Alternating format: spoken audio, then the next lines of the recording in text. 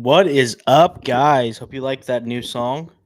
I have like 15 of them, and I'm just gonna bounce around because sometimes I get bored. If I had to rate it compared to our other one, it's not as good. It's alright.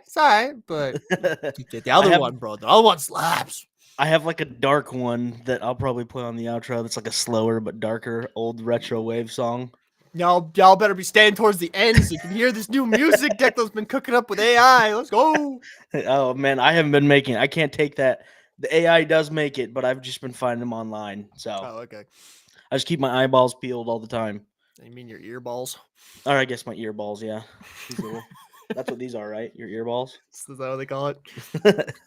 We went to college. We graduated. We're intelligent people. There are no intelligent life forms here. There seems to be no sign of intelligent life anywhere.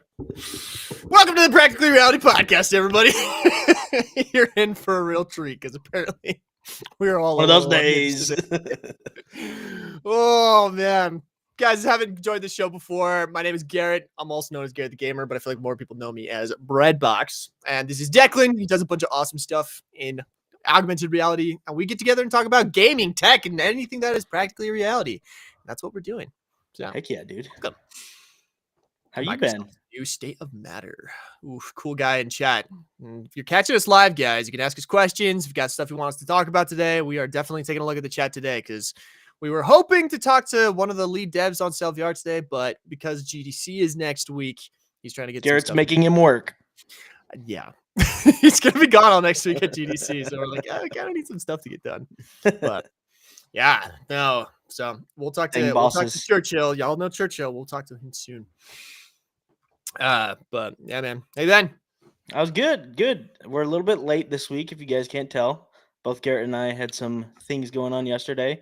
I went down to Houston, went to the rodeo, spent a little bit of time touching some grass, touching Get some barbecue, dude. Just get some barbecue. Some cow poop. Dude, I live in Texas now, man. I get barbecue all the freaking time. Oh, I miss barbecue. I miss good barbecue. It was fun though. I love the rodeo. I have a 2-year-old, and she is like, I guess she's a farm girl. I didn't know that. She loves cows. She loves everything. She just wanted to be on there the whole time. The whole time she had her cowgirl hat. She's like, woohoo!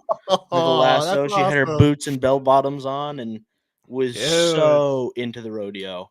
Yeah, that's what I'm gonna get her mutton busting. That's one of my goals, is get her riding on the back of a sheep. Yes, mutton busting. Oh my gosh. My family owns a ranch, and every year the little town that the ranch is in, they do like a little mini rodeo, and they do mutton busting. I keep asking my kids, I'm like, you want to try it? I just want to see you try it. My daughter doesn't have a choice. You are from Texas. You will act like a Texan. We got to get some belt buckles in this house.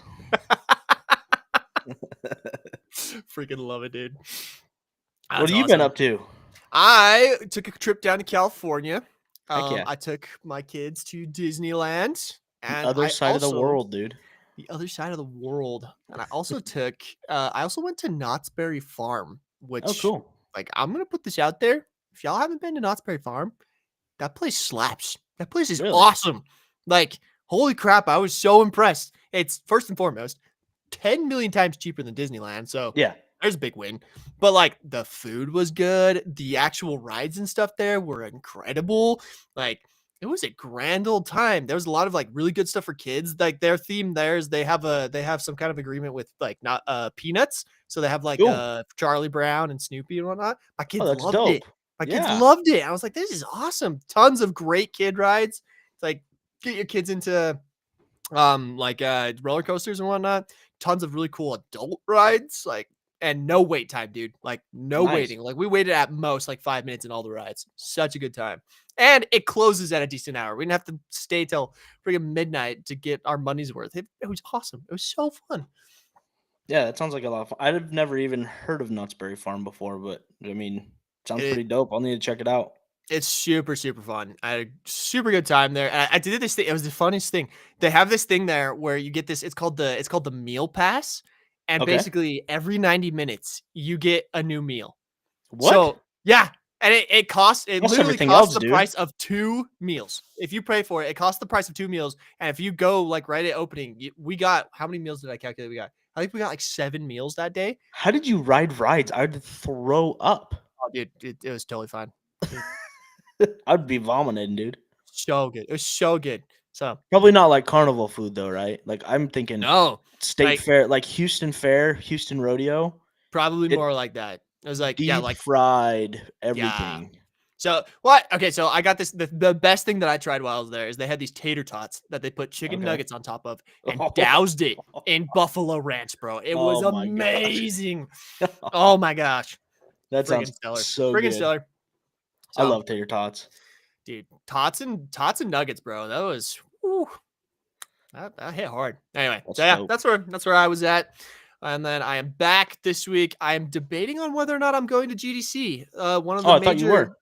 one of the major events that I was supposed to attend, like one of the social events, got canceled. And I'm like, oh man, that's like Oh, the big really? thing I do at GDC is I catch up with all of my dev friends. I catch up with a couple of our investors who invested in CLVR and whatnot. And like, it just seems like there's not going to be as much of that this year. So I'm wondering if it's even worth it for me to go out. I'm sending my two head devs. So I'm sending Ben, if you guys know Ben, and then also Churchill. They're going to be Cool. there and they're going to go to more of like the GDC stuff, like attending like all the seminars and whatnot. But I'm kind of sitting here like, man, like if the social stuff that I'm supposed to go to isn't really happening, is it worth it for me? So we'll see. That I'll sucks it keep you got posted. canceled. That's not a lot of fun. Yeah, I'm not sure what happened, but last minute they're like, "Hey guys, we have to cancel." It was like this big shindig, this big like they call it the XR meetup, and it's a great time to like meet new people in the industry, catch up with old people. It's this great thing. It was hosted by Enver Studios. They're the ones behind like Moto X, and a couple other awesome games. But yeah, last minute they're like, "Yeah, we're not doing that." So I'm like, "Ah man, it's a big bummer." So anyway, that's where I'm at right now. We'll see if I'm here next week or if I'm in San Francisco. Time will tell. Should probably book a flight if I'm gonna go though, because holy crap.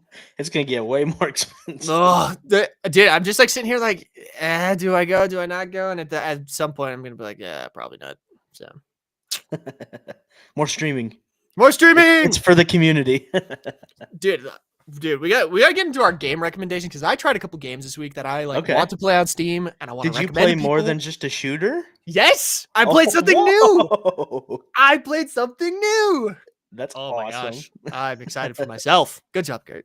Pat myself on the back. Yeah. Anyway, John, good stuff. And lots of holy crap, a lot of news has happened. We gotta talk through all the stuff that's happened. But before Yeah. we do that, we should probably do our wins and losses because that's how we start this thing usually. For sure. My win has to do with some of the biggest news that I personally saw in the last week. Okay.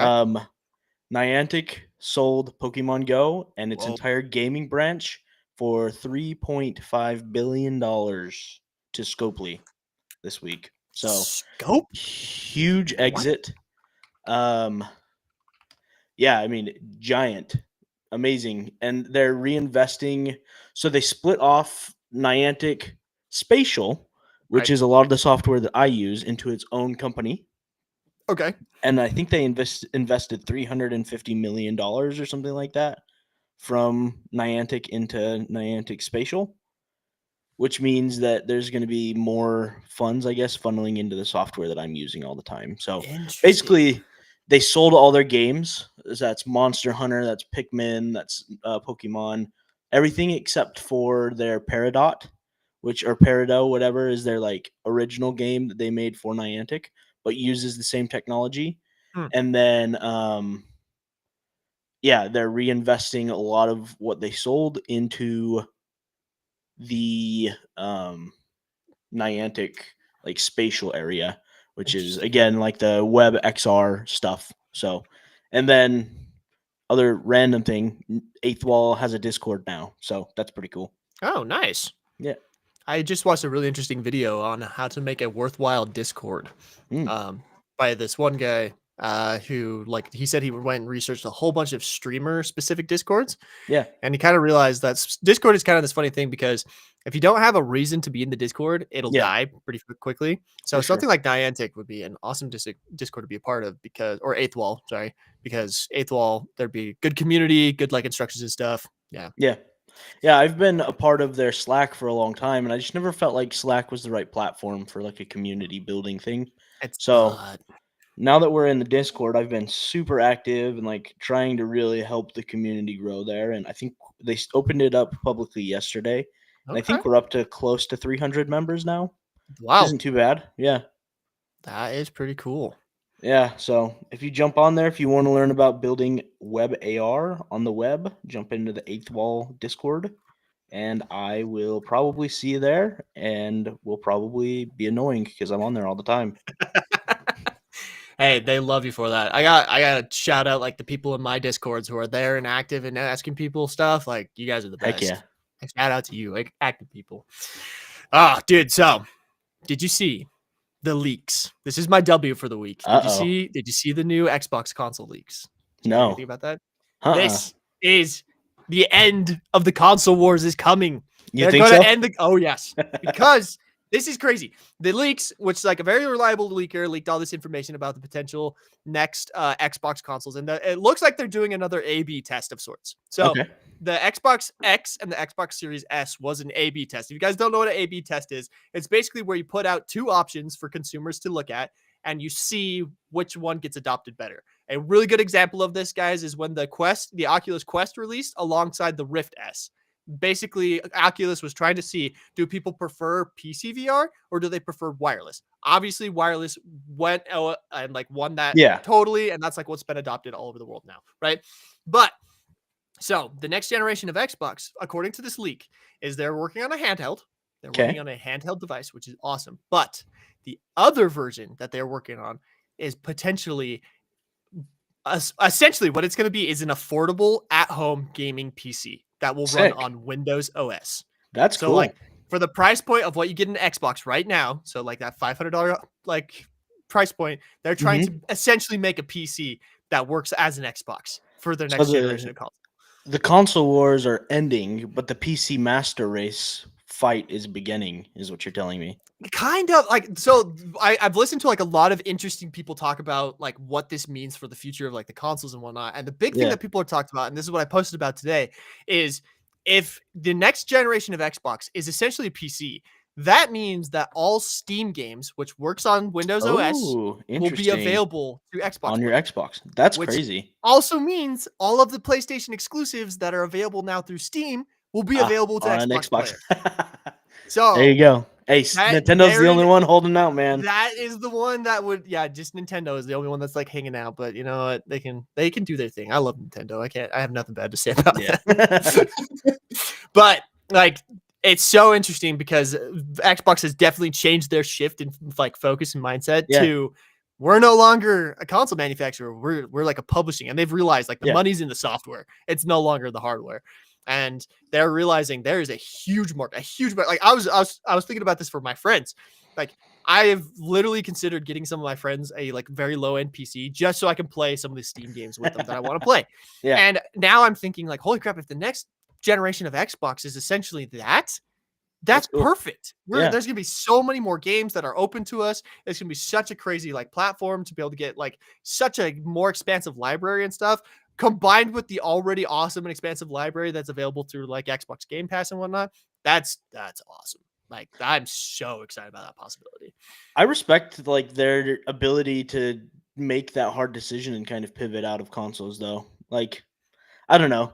I play a lot on PC. I play almost everything on PC, but I have a PlayStation and like I still love sitting down with the controller, playing on the TV. Like if consoles do go away, I will miss that aspect of it. I hope if the Xbox has a handheld, it has something like the Switch where you can like plug it in. That'd be dope. But I I suck at playing like real competitive games with a controller now. Like playing Rivals Really? is so hard playing with a controller after playing mouse and keyboard for so long, which is funny because for a while I would plug my controller into my computer and play all the competitive games with the controller. But now, like, I can't play worth a dang if it's not mouse and keyboard. So, I mean, I feel like that's the better controller to be good at, you know? yeah. But I played Call of Duty exclusively on a modified controller. It's called a Okay. SCUF controller. Yeah. And I got really, really good at that because when it comes to Call of Duty, like you need a little bit of the aimbot. Like, Yeah. and by aimbot, I'm not saying the cheats. I'm saying what is it actually called? Everyone's gonna Yeah, think I'm a the cheater now. auto aim. Yeah, the auto aim, the sticky reticle. I can't remember what it's freaking called. Gosh dang it. Anyway, I play with that, and it's mostly for the movement. Like movement in Call of Duty is so insane, and it's really hard to master. I tried playing Call of Duty on mouse and keyboard for a while, and I just was not getting good at all, and it was super frustrating. So I just switched back. But yeah, no, I do think though that again, there's lots of people like us who like maybe don't want to make the switch over to mouse and keyboard, Yeah, and like they'll keep playing on console. And I think like I've noticed that Steam has put a lot of effort into making it very like big visible picture which mode. games work with and big picture mode. Yeah, exactly. Yeah, Like they show you which games work with controller, and they've added a lot of functionality to make controllers work with games and stuff like yeah, that. for sure. And so, yeah, again, I feel like the console wars. It'll be interesting to see how PlayStation fires back on that because I feel like they're kind of stuck in their ways where it's like, oh, we're gonna still be a console. The worst thing they could possibly do is pull all their games off of Steam. Like, Yeah, that would just be disastrous. But we'll see. I feel like because a lot of the titles that are exclusive to PlayStation are only like a year exclusive, right? That's kind of how Yep. they operate nowadays. So that'd be crazy for them to revert back to full exclusivity. They would have to buy so many more studios because right now they're just publishing those games. I feel like Yeah. they're game studios that are making them. I don't feel like the game studios would voluntarily like have a complete exclusivity with PlayStation anymore. That just doesn't seem viable. It wouldn't make sense. Like speaking Yeah, from the position of a game developer, if Sony approached me and they're like, "Hey, like we want you to make games for us," and I'd be like, "Okay, what are you paying up front?" Because yeah, unless exactly. like you are funding the game from the get go, it makes absolutely zero sense for us to do anything but like be on as many platforms as possible. And I think that's what Xbox has realized. That's what Microsoft has realized. Hmm. It's like there's no point of like walling things off anymore. We just need to make it so that we have a software service that can be accessible on as many platforms as possible, Yeah. you know? And like they've done a good job with it. I play Xbox Game Pass on my phone all the time. I've also played it on my VR headset. Like that Hmm. accessibility to me is awesome. I Yeah, that's love that. way It's cool. so cool. So, Um, I guess I can jump into my let's see loss of the week, and it's okay. something I actually sent you halfway through the week. The studio that makes Richie's Plank Experience Yes. and Max Mustard, which Yep. I've never played Max Mustard. I don't know what that is, but Richie's It's Plank their Experience is platformer. It's a like VR platformer. okay. Richie's Plank Experience is like one of the pinnacle early VR games. I feel like it was when you It's get a like VR headset, you need to get Richie's Plank Experience from like the time that consumer headsets came out. It's just one of the first ways to introduce people into how immersive VR can be, and it just does a fantastic job of that. Those two experiences and all of the things the studio that makes them publish were just pulled from the MetaQuest store with yep. no explanation to the community, with no explanation. I mean, the company knows, but they can't talk about it for a while still. So just very very strange that that was pulled off of the store. It's kind of worrying. Like brings back some of the conversations that we had a couple weeks ago about like it's really hard to be able to speak out against some of the practices that Meta has and about some of the things they're doing because like that just happened, they can literally just pull everything off and you can lose your entire revenue source because it's still the dominant force when it comes to VR. So, I'll be honest. When I saw that, I immediately went and checked my own dashboard to make sure my games were still live. Because, like, again, I do speak out against some of the stuff that Meta is yeah, doing. I speak out frequently, and like that was like scary to me to think like, okay, like is it something like that? As far yeah, as I can tell, that's not what happened.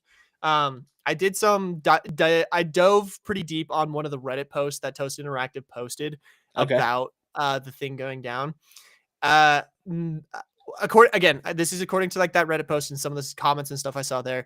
It sounds like the Meta is citing platform abuse policy. It sounds yeah. like they were doing something about the games, was using some kind of code or whatever that was in violation of their platform policy, and so like they took it down Which after. is crazy because Yeah, let's be honest, when was the last time Richie's Plank experience was probably updated? who knows, Yeah, right? Like so who knows? in theory, like legacy VR applications that have been on the store for a long time could be taken down, which is even like more terrifying. You could just get pulled off because some of the code that you've been using forever that your game depends on is now all of a sudden not good enough or not industry standard, or you're doing something wrong. So like that's pretty scary too. Yeah, and like obviously you could tell in the Reddit post because the head guy, I can't remember what his name is. He was definitely commenting as much as he could. He was trying to Yeah. interact with his community, which like my hat's off to him. Like guys, definitely go download Richie's Playing Experience on like Steam and stuff. That's a company worth supporting. They've done a Mhm. lot for VR. They really have. But it's like you could just tell that he wanted to say more, but I think there's probably some legal processes Yeah, in for the sure. works right now, and so they like just can't be disclosed and whatnot. But yeah, that's scary. Like that is definitely scary because like again, if something I said about Meta and they decided to just pull my games from the platform, that's the majority of our play. Like that's our revenue source for like Yeah. 90% of what we do. And that would be extremely scary. And like I truly don't know like what we do. But again, like I'm not gonna stop criticizing Meta because I do feel like I criticize them constructively. I Yeah. feel like when I bring up criticisms for them, I say, hey, you're doing this. I wish you would do this. Mhm. And if that's not acceptable on their platform, that's that's another conversation to be had. But Yeah. yeah, that's a scary one. I had a few other developers reach out to me and they're like, bro, what just happened? We had some really interesting conversations, and it really did bring back that exact thing we were talking about, where it's like, yeah, we very, very much rely on Meta and their platform right now in the VR Yeah. space for any kind of sustainability. So Sure. Hurry that up, sucks. Android XR. Hurry up, Android XR. Freaking, there were some leaks about the Valve Deckard. Have you heard about that headset? Yeah. Mhm. Yeah. So that's looking promising. One leak said that we might have it released later this year with a price Cool. point of $1,200, which isn't affordable, but that's a good headset. It'd be Yeah. standalone. So anyway, we need some competition in that space. We definitely need some more platforms to be able to distribute in VR. But yeah, that was sad. Yeah. That's Richie's Pike experience. I feel like it was one of the ones in the lab that we showed people as like Oh a yeah. first experience because we were like, hey, this is great. This shows you what VR is like, and it tricks your brain so crazy. It's insane. I've used that in demos. Like at one point, I went to a meeting with a bunch of leaders of like a huge organization that Garrett and I participate with, and we were showing them Richie's Plank experience to show them how powerful VR was, and there were a lot of like older women, probably in their like 70s and 80s, most of them. And it was hilarious to see them put on a VR headset and play with Richie's Plank experience because you could see the fear in their eyes, you know? Well, I guess you couldn't. You could see the fear in their bodies the way that they were reacting, though. So it was definitely like it's a super important experience that really pushes users to experience the immersiveness, but also like the psychological effects of VR. Like one of the things I've always been fascinated with VR is it severs that connection between your subconscious and conscious mind, and it makes it so you forget that you're not in a real situation, and your body still reacts like you are in that normal situation. So um, Richie's Plank experience is one of the best experiences in showing off that weird psychological effect. It's definitely one of the best like first experiences to just show people how real VR can feel for sure. Yeah, Yep. and I'm scared of heights, so it helped So that was me. double for you. Yeah, That's it so funny helped me because a like my lot. first time dealing with heights in in VR, I was like, jump, just yeeted. My knees were shaking. That's awesome. My L for the week. I had a really good one. Now I can't remember what it was. I feel like I had to do with the VR though. Let me see. I was gonna actually bring up originally the exactly what you said. Yeah. The Richie's Plank experience. That is really scary and sad, but no, you took it, so that's a bummer. That's why I went first. One of the interesting things that's kind of an L for the mixed reality or virtual reality mixed reality space. Thrill Seeker just did a Tuesday News Day. First one he's done in a little while, which is Okay. kind of fun. And he talked about the current state of VR and Meta again. And one thing he noted, which I had actually started to note as well, is Meta has started erasing the term virtual reality. Like What are they they're saying? just the mixed reality. They're just calling everything mixed reality. Oh, Like everything is mixed reality, which is fine. That's technically an appropriate yeah. term. Yeah, it's an umbrella. But like they're not saying virtual reality. And look, Thrill Seeker's idea on this, which was kind of interesting, is he was talking about how um Q4 of 2024, Meta's Reality Labs had their best quarter ever. Like they had Really? the most profit that they had ever reported, but they also reported their biggest amount of loss because they put in some serious R&D stuff. Yeah. But they had like one of their most profitable quarters ever. And Thrill was saying that what's problematic about this is it was not due to virtual reality in any Yeah. way. It was actually due to their new AI glasses, the stuff that they've been doing with like Ray-Bans. That Yeah. was the major driver of sales and revenue rather than virtual reality headsets. Yep. And that's concerning because obviously, like when it comes to a business, you're going to go where the money flows, right? Mhm. And with the AI glasses being the hot commodity, the hot topic right now, it kind of appears that Meta's focus is shifting, like Mhm. towards that more and more. And like as a business owner myself, I can totally understand that. What is like concerning to me though is they're leaving us VR developers kind of on the In the dark. wayside. Yeah. Yeah, and but frankly, if I were the one in charge, I would totally make like a glasses and a wearable section of Yeah. that company and pursue that to the end. That's a great product. That's like really fantastic. And there's some great use cases for it. But in the VR sector, like let's separate ourselves, like keep that gaming sector alive because I mean, freaking Gorilla Tag last year made $100 million in revenue. Yeah. That's like insanity. And that's obviously like there's money there. And you should learn from those guys and like implement what they ask into like your store and whatnot. And that'll be most advantageous for virtual reality.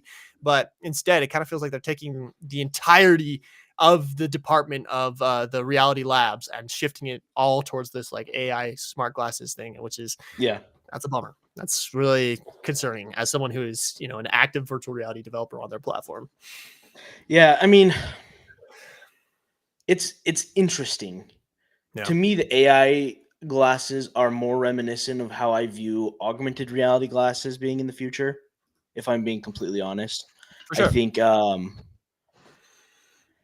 I think that VR will always be a little bit more niche than AR. When both of the technologies are out and are at their peak, I still feel like augmented reality will be probably more popular. Oh, It's it's not more right now. applicable to the daily user. Yeah, Absolutely. it's not right now, right? No. Because we don't really have AR glasses. Like the whole AR headset, AR wearables world kind of failed. But this new like Meta Ray-Ban AI stuff is more reminiscent of where I think AR glasses are going to go. I can Um, agree with that. so to me, like it's exciting. I don't. It, I would have a hard time thinking that they would ever just abandon VR completely because it is another part of this whole world. I don't think that that will ever be gone now that it has grown as much as it has. I think that AR and VR will continue to grow together. I think we're seeing kind of VR's dominance and heyday over augmented reality right now, just because we're not capable of creating augmented reality very well. Yeah. So to me, like it's promising of the AR side of the world. And to be honest, I've felt that way since college. Like I wanted VR to be like the big technology, but after experiencing AR in real use cases where it was really like useful with the HoloLens 2 specifically, Yep. once it was like a wider viewport, once you could see things better, once they started developing like better content for it, it made me realize how powerful AR was going to be, and my whole mindset kind of shifted. And Yep. now that I'm working with augmented reality on mobile devices, like just it's growing in popularity and increasing like with users and stuff as well. It's been crazy to see like what Spectacles has been doing. Yeah. Like I've always thought that Spectacles were kind of weird. I'm not gonna lie. Little They're niche. cool. Yeah, a little niche. Not a lot of people are still using them, but this most recent iteration, there has been some crazy applications being built. It is really cool. And like So useful applications too. Like I think was it yeah, you who shared with me the fitness one where it took your surroundings and basically made everything into a gym for you, Yeah. or like, but like a gamified gym. So it was like there would be blocks coming at you and you had to jump over them, and it was like a Hmm. cardio. I've seen some crazy stuff done with spectacles as well. Well, I saw one or yesterday that was pretty nuts. He was using IoT, so the Internet of Things. He was connecting to his smart devices everywhere. Hmm. He put it on, and then his spectacles were able to find an object in his room that had a smart device connected to it. So his lights, it went in and highlighted the lights, and then he made a gesture with his hand, and it turned its lights off That from is the that's so spectacles. cool. That is so Yeah, cool. like that is awesome. That to Yep. me is like the future. Like somebody asked right here, will AR be used in life in general? I don't think that there's a doubt. I think that when the technology is ready, it's not. I It's still think we're we've got a ways getting to go. close. We're getting close. I would say the Orion spectacles that Meta is working on is the best current prototype of Oh, what for sure. a great augmented reality wearable would look like. Yeah. But like even that is still probably 2 or 3 years away from being like consumer ready. Oh, Um, I'm still saying 5 or 10. I think there are a lot of infrastructural issues that we have really, with. Yeah, I still just feel like in a world where everything is so reliant on the internet and being connected constantly, there's still some things that we have to figure out with that. I think we're closer to that than we are about solving security, which is the other big thing that I'm security and seeing. privacy is another huge topic to Yep, consider in this. Yeah, security and privacy. I think that we are behind when it comes to all of the technology that's needed for AR to be mainstream. I feel like security and privacy are the things that we need to focus on more to get it caught up to where everything else is at. absolutely. Because like businesses should have the right to opt out of whether or not people are using augmented reality or smart devices in their businesses. And that's just like It's as a hard to business enforce. owner, yeah, how could you turn off like an Meta Ray-Ban headset right now? Like Yeah. if you don't want people recording, if you go into a sensitive area like a gym locker room, people should not be able to record. But with the Ray-Ban glasses, all they have right now is like a little It's a light that turns on. little red dot. Which, to be fair, I do commend Meta for making Yeah. that move and making Mhm. it like a public gesture, whether or not you are recording. Yep. And I remember when they first like released this glasses, they actually called out the iPhone because the iPhone, like when you're recording, there is no indication that Yep. you are recording except on the user-facing screen, Mhm. which is again you could argue is a breach of privacy Yeah. in some situations. But yeah, with a more ubiquitous and easy to wear device, and especially like it's going to become even bigger problem when it's like, hey, like I need to wear glasses and my Yep. glasses are AI glasses. What do I do? That'll be interesting to see. But I on your internet thing though, I think we're actually closer to solving the internet thing than you think, and the reason is Starlink. Yeah, for sure. So I I bounce between my grandparents have Starlink now, and like it is amazing what it does. My biggest concern is everybody that has it. If we replace phones, everybody's going to have access to internet speeds like Starlink. But the thing about it is like you're not going to want it to buffer at all. If there's any buffering, then you're going to lose augmented reality tracking. So it's oh going to yeah, be a constant 100% of the time things like data transferring, and it's going to be a lot of power. So I don't I know. think that like honestly though, like that would be the best place for that to happen. I've really been interested. T-Mobile just announced that they've teamed up with Starlink to provide even bigger, what do they call it, coverage for their cell phone networks. Hmm. And so I actually think that is what's going to happen with internet here soon is we're just going to shift because the infrastructure that we have in the ground and whatnot, like yes, fiber is the best possible like access that we Yeah, have right now. That is 100% true, but that's limited by the existing infrastructure and putting in that infrastructure. yeah, Whereas the sky's unlimited. We can put as many satellites in the sky as we want. And Elon Musk just keeps firing up more stuff up there, you know? So yeah. like coverage will That's kind get of good. dystopian. Like if you think about it, I know it's But it not, but makes sense. There's nothing in the way between you and the yeah, sky. Like I have Starlink and I've used it to go stream in some crazy yeah. places. And I've had some like really effective streams Hmm. in the wildest places. Like I hiked a mile into a lake up in the Uinta Mountains Yeah, I and did a remember whole that. live stream on the cliff. And like it had some issues, but mostly I actually realized later looking into it that the issues were more because of my laptop and not because of Mm, the Starlink like capabilities. So again, I just kind of think that like the sky is just like a much better infrastructure than for what sure. we got going The down ground. in the ground. So I think we'll get there fast. And then also, like I think Meta realizes as well, especially with the Orion glasses, like they are fighting the fight against all the other big dogs on Yeah. that one. Because like I'm sorry, but if Apple were to release like an AI smart glasses, I would be more tempted by that than anything that Meta has Oh, released 100%. because it just works with the Apple ecosystem, you know? And I feel like privacy is better for most Apple Oh, devices anyway than, the you know, encryption and like yeah. just yeah, absolutely. Like Apple's privacy policies and their just privacy practices are incredible and I love them for it. Mhm. But I think Meta realizes that like they're one big like chance to slip into that space and be a big player in the next generation of like devices that change everything back. That change everything is going to be to try to get this Orion glasses working and consumer ready before anyone else does. Yeah. But Yeah, it'll be interesting. I'm thinking about getting a pair of the Ray-Bans. One of my dad's friends works at a like a lens manufacturer, hmm, and they have agreements with companies that sell frames.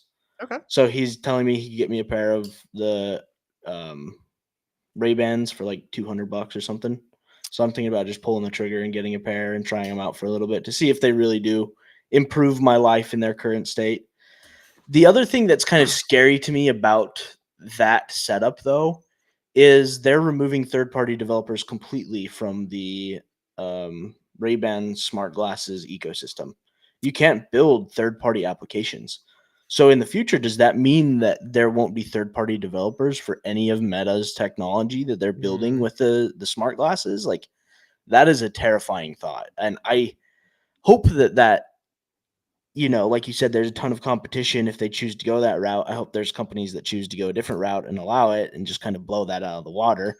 I feel like the same thing probably happened with smartphones, where there were smartphones that didn't allow third party applications to be built. And then, probably like the App Store or something happened. And then we could get third party apps on every single smartphone device. And it's kind of removed that possibility of not having them. But like not having a third party development ecosystem for a product that could be as big, if not bigger than smartphones is kind of a scary thought.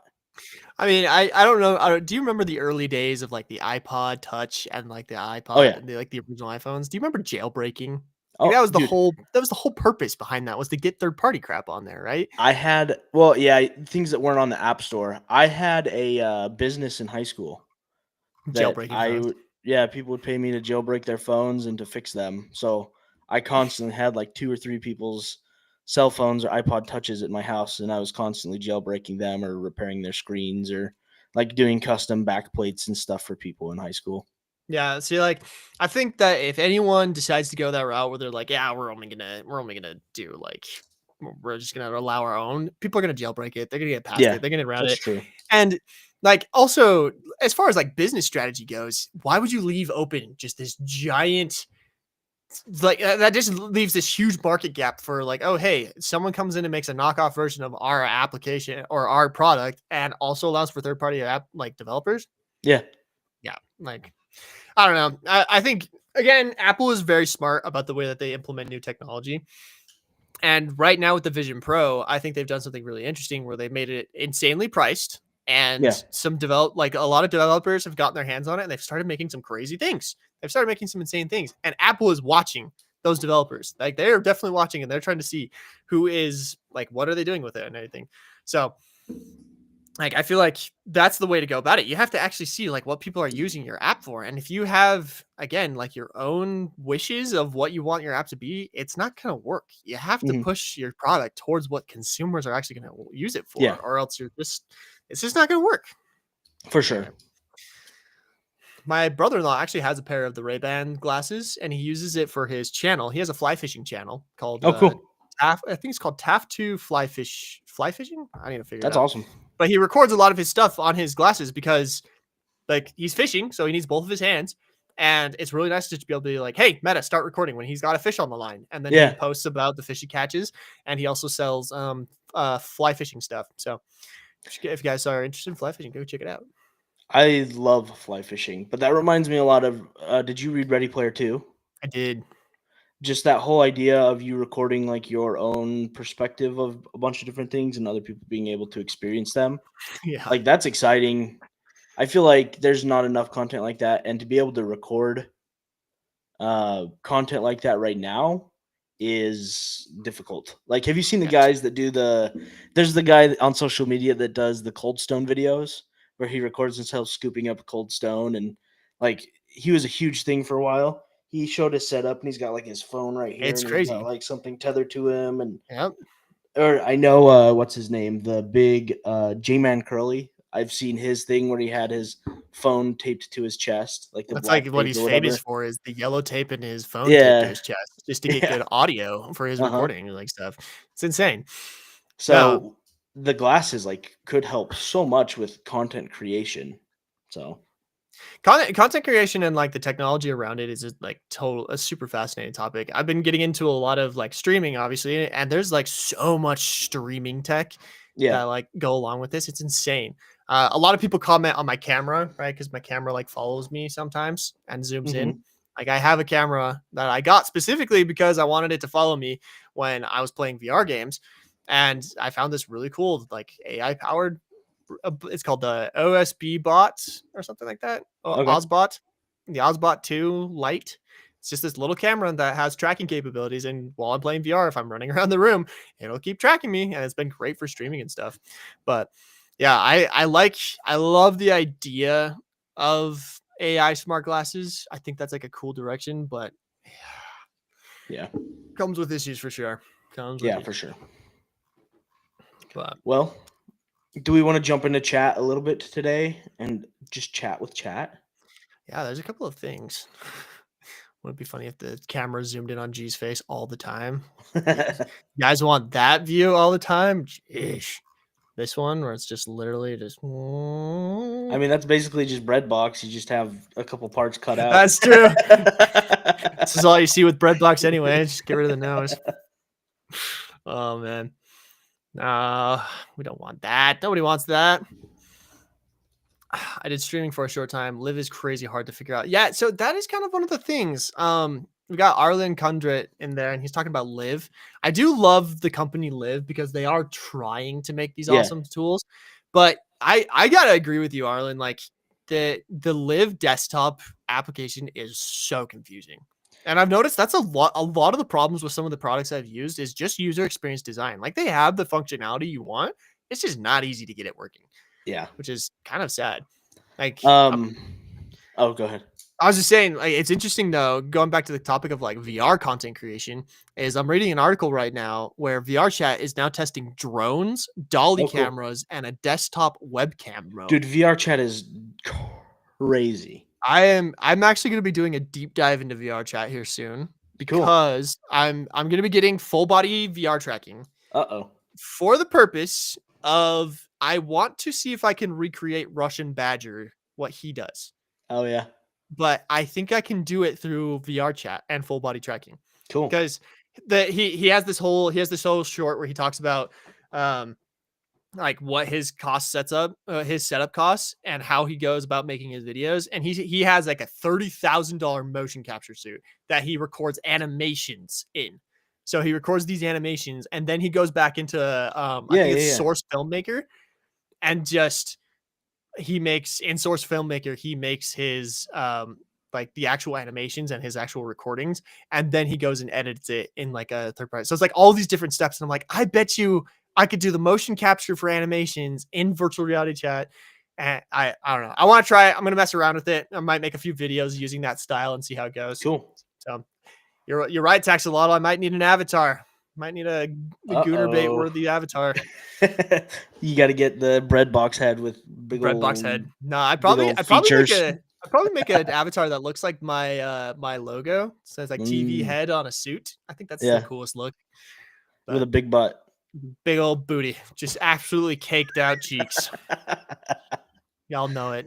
Oh, that's If you want to do funny. animations like the Russian Badger for Breadbox, we highly support you. All right. I like Cyberfields.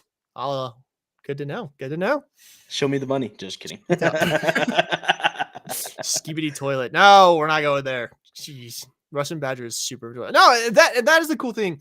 Like I've done kind of a deep dive, not necessarily deep dive, but I've been exploring because I am to an extent a VTuber, right? Because I have this That's whole kind of Breadbox. technically true. That's funny. Kind of technically true. It's kind of, but what I'm realizing is there's kind of this market for people who want to do VTubing, but not the anime Yeah. VTubing, right? Like most people who VTube use like very anime-esque things. And there's a Mhm. lot of people like me who would like, I would love to do my videos in the format of Russian Badger, where it's like, I'm not an anime character, but I am a character from one of my favorite video games. And I'm Yeah. expressing like what I want to express using that. So One of my favorite YouTubers for a long time, I used to watch him a lot. His name's BoxBox. He did League of Legends videos, and hmm. now he does a lot of videos for a game called Teamfight Tactics, which is like a League of Legends spinoff. That's the one that's, Um, like, highly involved with Arcane storyline now, right? yeah, they did a season where it was like very arcane driven. They let's see, he had a interesting VTuber that they made for him, where it was, I mean, it's a box, it's like a cardboard box, and then he would just press different money or different buttons, and it would just change the faces on the screen. So it wasn't like living off of the face of the person that was using it, but it was like slowly changing from one face to another face with like pose animations and stuff. It was pretty cool. That's It, cool. it's interesting one. So There's a guy I follow on TikTok right now where he mhm. streams as a blue Lego guy, which is it is the coolest thing to me because he figured out, and I know he uses Unity because he's given a Yeah, couple of behind the scene things, but he uses Unity and does like a live face capture, and it actually does the facial expressions on the Lego face in like that Lego style, which I've just been sitting here like, I want to figure out how to do that. That'd be so cool, you yeah, know? But again, like going back to like the VTubing, I feel like a lot of more people would get into VTubing, and especially like in this age of privacy and whatnot, VTubing is comfortable for a lot of people who don't necessarily want to show yeah, their face, right? And like, I don't blame people. It's weird having millions and millions of people see your face. I yeah, can attest. It's kind of strange. But like, I feel like if there was more, like, I don't want to say normal, but like more common avatars for people to express themselves as, it yeah, would become a much bigger industry than it already is. And yeah. this guy, I can't remember what his name is, but he does it with a Lego character. It's like, that's awesome. Like, I Yeah, wish like that's fun. Lego would come up with like a whole streaming app that you could like make your own Lego guy and have it do the faces. Like, that'd be awesome. That'd be so cool. Arlen brought up Fia. I don't know if you've seen Fia. I Yeah. saw her in sh- let's see, Thrill and Fia did a cool um I believe they're event dating. that I watched. Yeah, yeah, yeah, they are. Yeah. Sophia was like the lead of this huge event that I watched when I was working at Continuum. Um, it was a workshop where they both led different things about the VR chat, and we went into like Thrill Seekers Club that he had made, and Fia's new place where they did the talk show, and what she does a lot of really good, yeah, VTubing. I think Code Miko is probably like the pinnacle VTuber with like the way that it tracks to her and stuff. It's pretty Yeah. She nuts to has a see. crazy setup. Yeah. There's another VTuber that's huge right now. Um, I know of it's an some. interesting industry, honestly. There's a what's the one that I know of? I've seen Iron Code Miko. Mouse. Code Miko is really cool. Yeah. She does a lot of cool stuff. Who's the other one you mentioned? Iron Mouse. I feel like at one point, so there's been a huge battle for the biggest um like streamer on Twitch, I want to say, like the most followed. It was Kai Cenat for a long time. Yeah. And then Iron Mouse came and became the highest subscribed to streamer on Twitch for a little bit. And then Kai Cenat won it back. But it's just crazy that like she was so popular for so long too. It's such an interesting. There's actually a really cool VR app that I tried recently that was attempting to be kind of what I was saying, where you could upload any avatar essentially, and it would allow you to basically record VTubing content. But they locked a lot of it behind like paywall stuff, which was kind of unfortunate.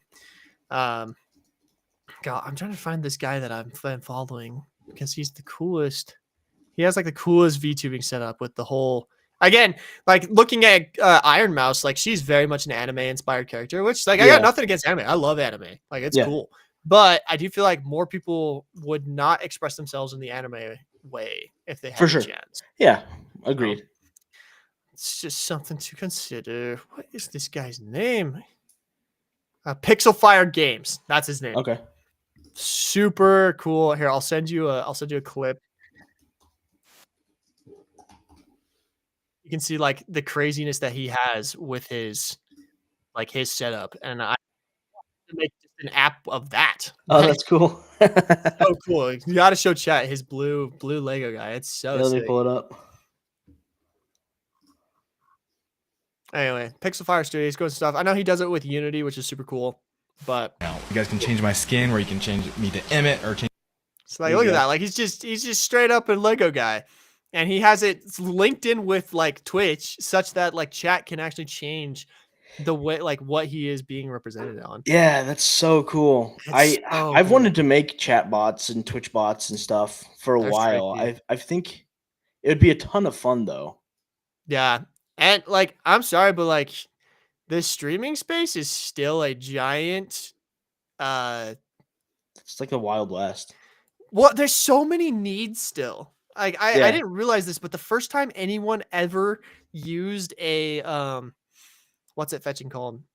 A DSLR camera on like a live stream to show their face is yeah, within the last 10 years. yeah. Like that, like there's still so much to do. And I actually, one of the companies who invested in Sail VR got a lot of their initial funding because they sold their platform that they had made prior to Twitch, and then they Mm, decided to become a venture capital firm. gotcha. So like there's money there. It's a really cool space. I super enjoy streaming. I have a lot of fun with it. It's so fun to interact with the community like that. But like there needs to be more tools. There needs to be more ways for like chat to interact with each other and with the streamer. It's just man, there's so much there. Yeah, that's. I feel like it is such an interesting industry still.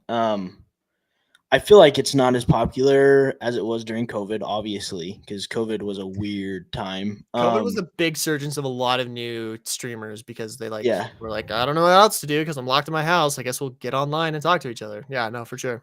to me, Twitch is still probably the best streaming platform. I know TikTok has good streaming. Like live streaming selling things is so interesting to me. Have you seen like That's the like a big thing Chinese selling on farms Amazon. and stuff? I've seen that Yeah, on Amazon. they've been when Twitch was getting banned, that's what a lot of people were worrying about is the e-commerce side of or not Twitch, TikTok. When Yeah. I was getting banned, it was the e-commerce side and like live selling. It's basically like what your grandparents used to watch on QVC. Is that what it's called? Yeah. No, I QVC, totally but for forgot the new about that. generation. Like, Yeah, it's QVC, but for freaking millennials or Gen Z and Gen Alpha. No, it is a weird thing. I have never understood those. Like you get on there and you're basically trying to sell a product. I'm yeah, not but people super do about it that. People do it. through TikTok lives now. It's crazy. TikTok is really cool because they have a lot of really awesome tools and stuff for like creators and for creators to get paid through TikTok and for like companies to reach creators.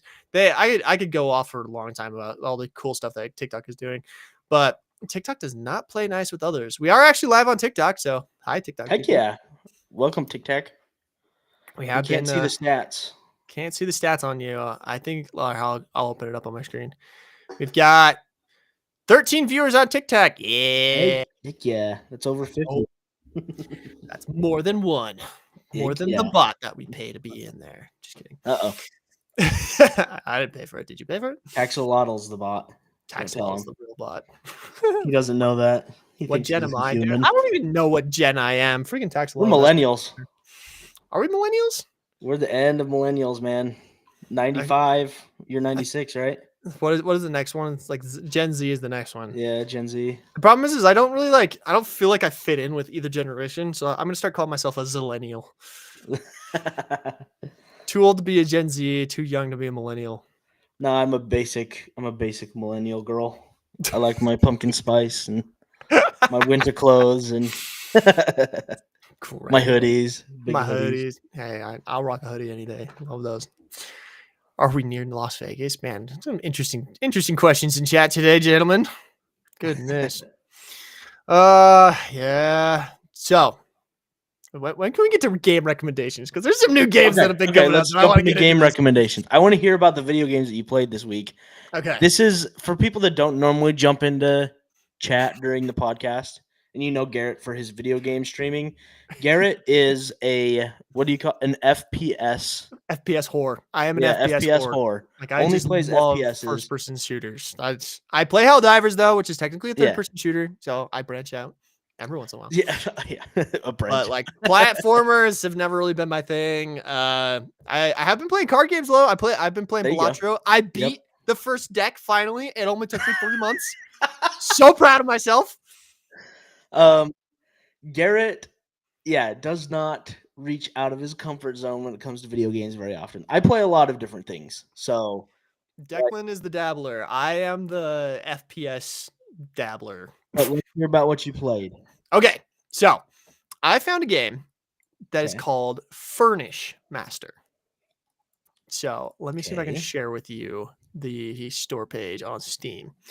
What it is it is an interior designing game.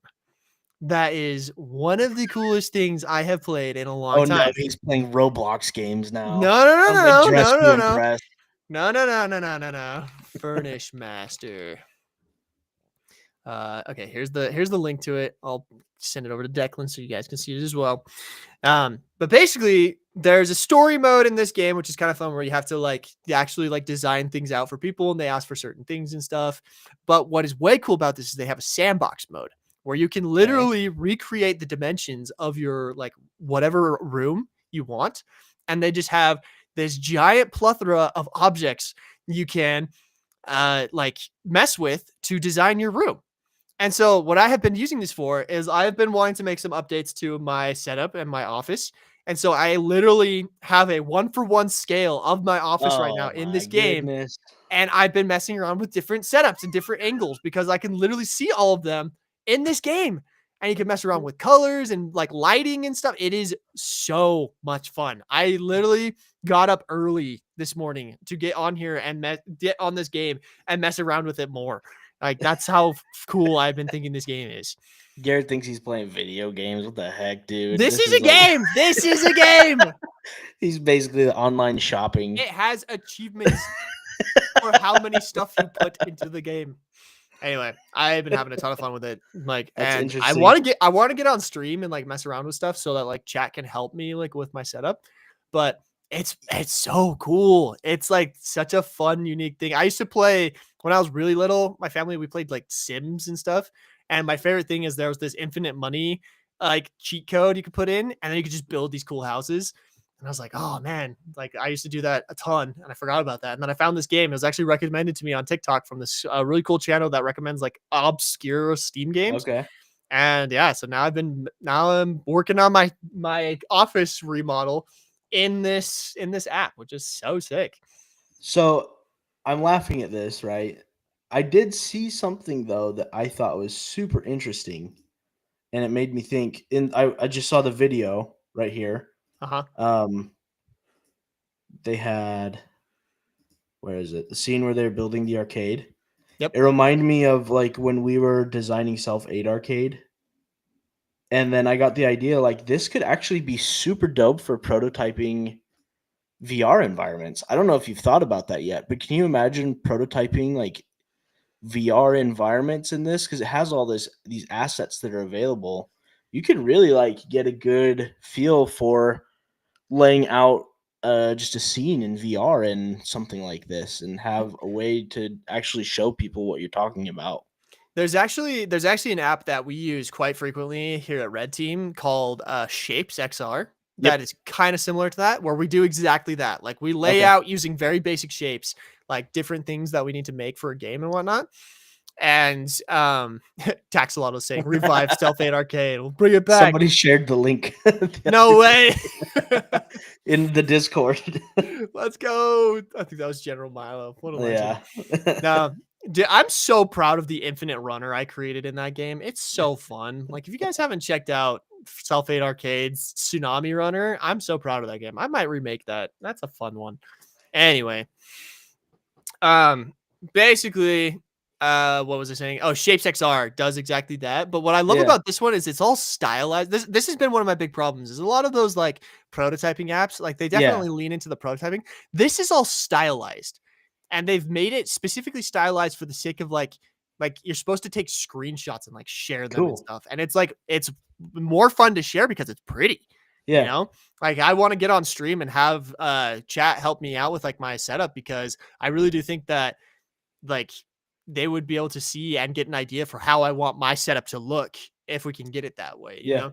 So That's cool. super cool game. Highly recommend it. It's $14 on Steam, but I've been using it a ton. And I was showing it to my wife the other night, and she was like, "Man, we could use that to like prototype out a lot of different rooms in our house." And I was like, "Yeah, like you can put in the exact dimensions of your room and just literally mess around with like moving furniture without actually having to like move furniture and stuff." So anyway, Cool. Yeah.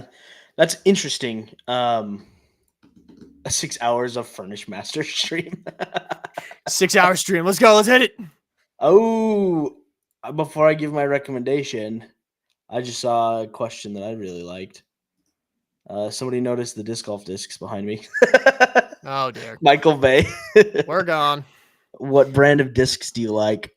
Like best. I'm trying to get better at disc golf. These are all Clash discs. Clash discs. My favorite brand. I really like Clash. It's a Finnish brand. They have the best plastic in the game. In business. I did for probably a year. I haven't bought discs in a while, but yeah, those are all Clash discs. I really like Infinite Discs too, which is a manufacturer from Utah. They have a lot of old Innova molds, and they are manufactured by Innova, but their plastic is better than Innova. So, just a quick disc golf plug. Okay, I wanted to recommend a game. People are talking about Zelda. Today I'm recommending an old game and a new game. Okay. One of the video games, actually, screw it. I'll recommend just 2 old games. I've been having a hard time thinking about a new game.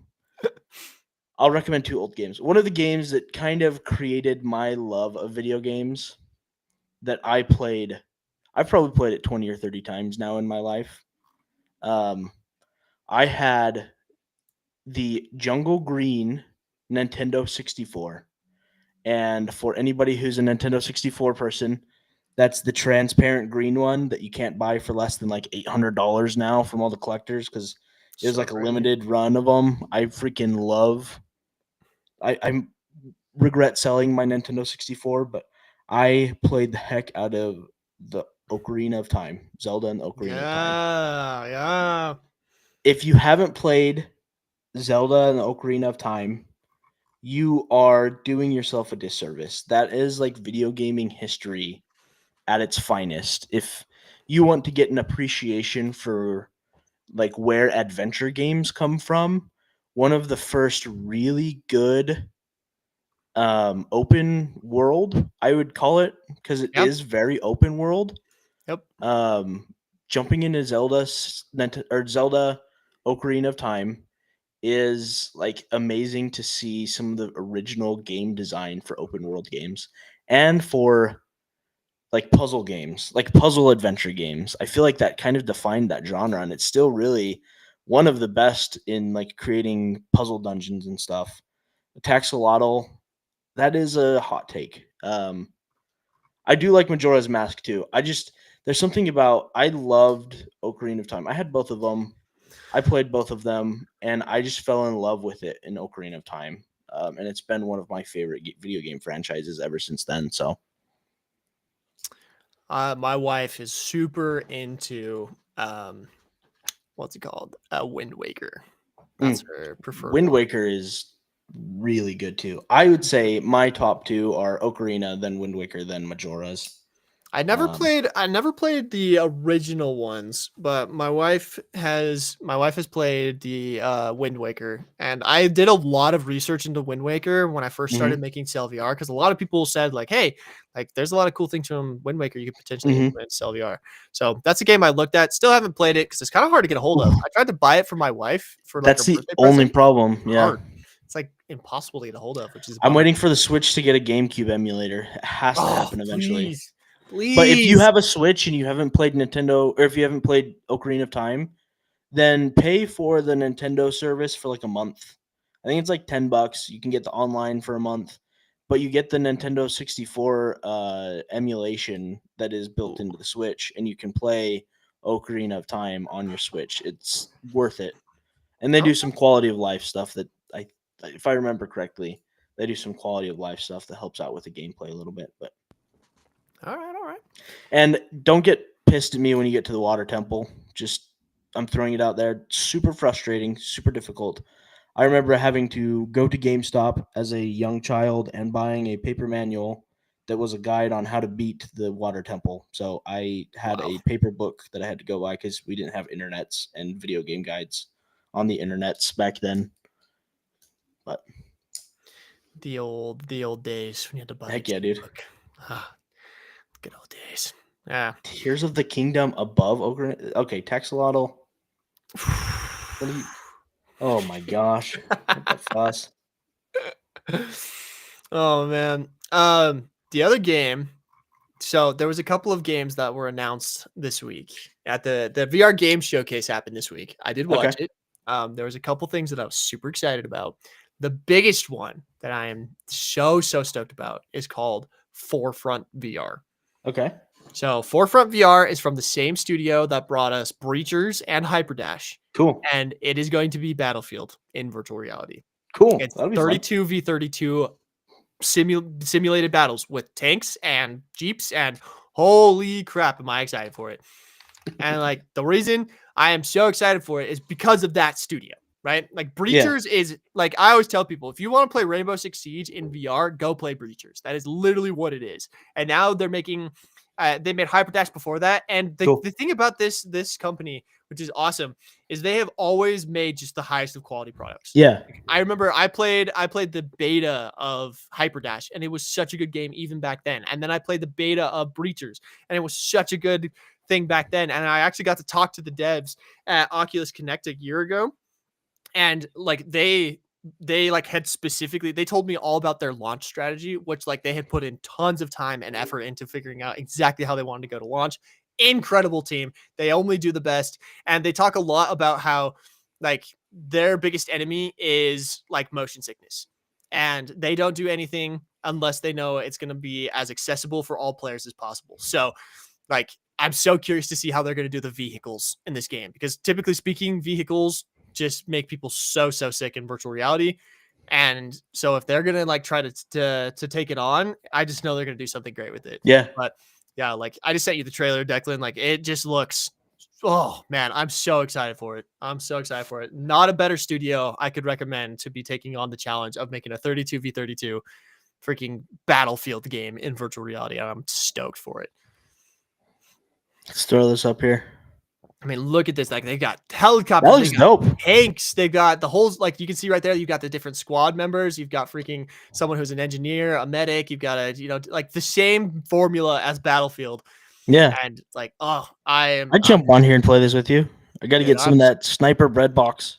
Dude, sniping is my jam. FPF to the max. Like, yeah, they got like sea-doos. They're gonna have like land and that's awesome. Like sea combat. I'm just so excited to see where they take this. And they've just always done a good job with virtual reality games, making them like accessible and easy to play and easy to get into. And I'm just like, yes, sir, I'm here for it. So really, really excited about this game coming out. The playtesting starts. They said that they're gonna start playtesting it this summer. So it's probably not going to come out until next year, but they're really good about free public testing. They get the community involved early, which is awesome. So anyway, that is coming soon, and I'm so excited for it. You can join their Discord right now if you go to forefront.com slash Discord, I think is what it is. It'll take you to the Discord. So get in there if you want to be a part of their beta testing group. They're Looks awesome. fun. I love Triangle Factory. They're a great company. They make good stuff, and I'm so excited for that game. Is that your second recommendation? What are you just throwing that out there? I'm throwing that out there as like a recommendation to like go and follow that. If I had to give another recommendation of a game to go play this week, there's a game that just released from another good studio. If you guys know the studio, Sin Studio, I have a lot of their stuff. They're good friends of mine, but they just released in early access their new game, which is called Battlegrounds VR, which is like a medieval fighting game. Oh, that And sounds it's fun. awesome. Yep. It's in the top 50 meta games right now. It's fantastic. It's free to play. It's a ton of fun. I'm going to jump into it. I've been following like the development pretty closely because they've been kind of talking to me about potentially doing a promotion for them. Cool. But I'm going to actually jump into it hopefully later today. We'll see. I've got some stuff I got to do for Red Team first. But anyway, that's another great one. I'm pretty sure it's called Battlegrounds VR. Free to play medieval fighting game, and it's awesome, and I love the team behind it too, so can definitely vouch for them. So there's another game recommendation for you guys. VR free to play games. Everyone's always asking me for those, so there you go. My last game recommendation is another classic. If you like kart racers, this is one that with Mario in it. No, I say suck it to Mario, dude. Mario can suck it. It's all about Diddy Kong Racing for the Nintendo 64. Ooh, there's a name I haven't heard in a Best kart racer ever made. What? Blasphemy, says Taxolotl. Blasphemy. No, dude. Diddy Kong Racing was so good. You could have a boat, you could have a plane, you got a car. I love the characters. Diddy Kong, like the Donkey Kong world and all the Donkey Kong characters are so underrated. I really loved like Donkey Kong 64 was one of my favorite games ever. Open world, kind of like Mario 64. Mario 64 got all the love though. Donkey Kong 64 was just as much fun. You shoot freaking peanuts out of a gun when you're playing as Diddy Kong. You got Cranky Kong, Tiny Kong, Donkey Kong, Diddy Kong, like classic Donkey Kong characters. But yeah, Diddy Kong Racing is super underrated and such a fun campaign that you got there. Is that another one you can play on the Nintendo 64 emulator on Switch nowadays, or how do you get it? I have no idea. Excellent. Here's a recommendation for a game you can't play. Don't illegally play it on an emulator anywhere online. We don't recommend that. That's not for our good. Listeners online. Declan is winking vigorously. It's as if he has something in his eye. Yeah, don't emulate that game. It's a ton of fun though. Don't emulate it. Piracy is bad. Yeah. I disavow anything that Declan has said in this podcast. All right, I'm legally covered. Did you say what you want? Oh no, that's a good one. I love the classic games. I know some people like don't love like the whole remasters thing trend that's going on right now, but like I'm kind of for it because I'm like I just want stuff to work on what we have nowadays. Okay, like, they just remastered like the Battlefronts, and I love them. They're so great. There's a difference to me in the remastering trend going on right now with like remaking freaking what's it called? The game Ellie and Joel, what's that name called? That had Last of Us. Yeah, freaking remaking Last of Us. Yeah. That's stupid. But go back and like remake Donkey Kong 64, like Diddy Kong Racing. Like go back maybe like 20 years or something like. Oh my gosh. Go back 30 years. We're old, dude. What the fuss? That was like 90s. Rip. Go back 30 years, I guess, somewhere between 20 and 30 years, and remake those games that people loved. Like Gex. Gex is another game that I used to play. I did see they remade Glover, which I am super happy with. Glover was another Nintendo 64 game. You play as a glove. So you're the glove of a magician, and you come to life. And the magician dies because the other glove, I believe, is the antagonist, and he kills the magician.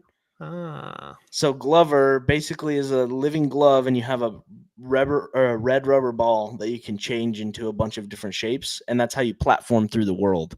So you're platformer. platforming as I this have no glove. interest. No, it's a weird platformer, but like it's another classic for me. I used to play Glover all the time growing up, Clever. but they remade that one, so Glover is now rebuilt for consoles nowadays. Looks like it's also available on Steam. Yeah. it's Yeah, available they rebuilt on it for Steam. Steam. Nice. Mm-hmm. I like that. No, it's interesting. Like I have this arcade controller back here, and one of the things that they're bragging about is there's like a bunch of like retro arcade games you can play, like in basically the way that you're supposed to play them. But I've had a hard time trying to get that set up. It's not very easy. Again, going back to what we talked about earlier, like there's a lot of Yeah. really cool tech out there that just has really poor user experience design. So I never really got it working with anything, but I didn't try like extremely hard. I tried like what I would expect like a normal amount of try would be, but there are definitely some old games that are fun Yeah. that deserve their limelight restored. Well, I've heard that they're making like a Nintendo 64 console that you can play a bunch of the old stuff with again. I hope that's true. Would I love to think see we're it. getting to the era where our age group is now the ones that are young and working hard and might have some extra money to spend on nostalgia buys. So the marketing people are going to start targeting us now instead of people that born a little bit before us. Like I feel like the 80s were a huge nostalgia thing for a little bit. For But we're sure. getting to the point where like when I was a kid, the 80s were the oldies, right? That Yep. was in the 2000s. Now it's 2022 and the 2000s were the oldies. So, We're which if you getting think into the about that, 90s nostalgia. yeah, well, like Linkin Park is like classic rock now, if you think about it. That's crazy, right? In the 2000s, classic rock was hair metal from the 80s. That Excellent. was 20 years before. 20 years before now is the Linkin Park era. So just think about that. But Welcome to the We're Getting Older podcast, where we talk about what's not practically reality, but what was once a reality. Nostalgia yes. 101. So start marketing towards me and start remaking the games that I love. Yeah, for all the big companies who are listening, we have money now. We can spend it on dumb things, like this Clone Trooper helmet that I got. I'm so proud of it. Look at that thing; it's so sick. Anyway, That is sick. I have adult money that I can spend on childish things. I don't. I'm poor. Adult money. As I say, as I have. Oh, that's a knife. As you have enough disc golf things to like, And not my Dungeons and Dragons stuff. that's why you're poor, Declan. Not because Ah, you lack money. crap. It's what you spend it on. Anyway, all right.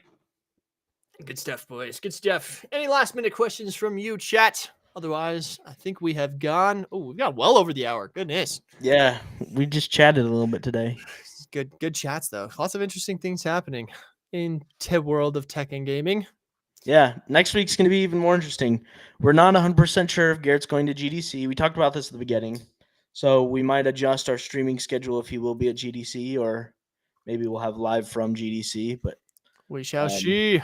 we'll keep you guys up to date on what's going to happen with the podcast next week. Yeah, so if you're a part of the Discord, I just created a new role in the Garrett the Gamer Discord for the podcast, so you guys can get Ooh. pinged about the podcast when we go live and stuff. We'll start using that here soon. So anyway, join the Garrett the Gamer podcast. Link in the description, bio, whatever it is down there. If I'm already a part of the podcast, how do I get the new role? Or a part of the Discord? It's how do in I the get new- roles section now. I just updated the role section, so there should be a new emoji that you can react to that will allow you to get that. Oh wait, didn't update. Goodness gracious. Never mind. False alarm. Garrett didn't press Snapchat. save. Not yet. Not yet. Garrett forgot to press save when he was doing things this morning, and his ADHD took over. Classic programmer. Classic. So annoying. So many things I need to do. Like I have a list of things I need to do, and I forget that I need to do them because I start working on something else. Rip. Alrighty. Let's see. Reaction roll. I'll add it right now. It'll be added right now. Watching in real time. Okay, wait. It's gonna take a little longer than that. Oh. Podcast, and then we need to update this. Yeah, they really want you to play Mr. Krabs Tax Evasion. Mr. Krabs Tax Evasion. What the cuss is that? I have no idea. Some like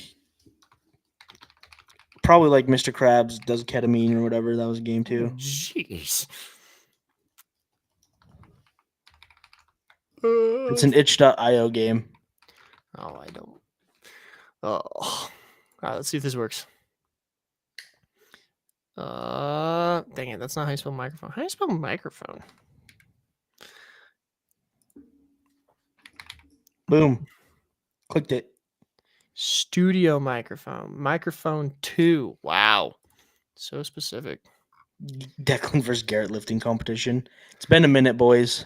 It has I used to work out a lot, but I'm kind of fat now, so I actually just my wife actually just made kind of a simple home gym. It's heck been yeah. pretty nice. Nice. It's very basic, just some basic like dumbbells and some lifting. There it is. Okay, it's there, guys. In the Discord, you can now get the podcast roll, and we can ping you about podcast notifications. Huzzah and such. Nice. Well, Sick. We're in there. we're there. Hey, what stream software are you using to put all the Twitch NYT users in one chat? Well, we use a thing called Restream.io. It's pretty awesome. It does have a pretty steep price like increase for certain things that you want, which is kind of unfortunate. When I stream normally, I just use what's called ATEM. I think it's called ATEM Restream. So that's how I stream in multiple places. But Restream.io is pretty awesome. It's all contained within the browser and whatnot. And it's really good at like getting the bit rates right, which is one thing that I struggle with in OBS because you have to control that manually. So Oh, that's crazy. Mr. Krabs tax evasion. Jeez. I gotta look this up. Yeah, it's on itch.io. Mr. Krabs. Dude, itch.io is crazy. I love it, but they got some crazy crap on there. Steel Flex Studio. Mr. Krabs on the run. What is this, bro? What the freak? Hey, it's your genre, third-person shooter. Is he what the heck? I'm looking at the trailer right now and he's like GTA but Mr. Yeah. Krabs.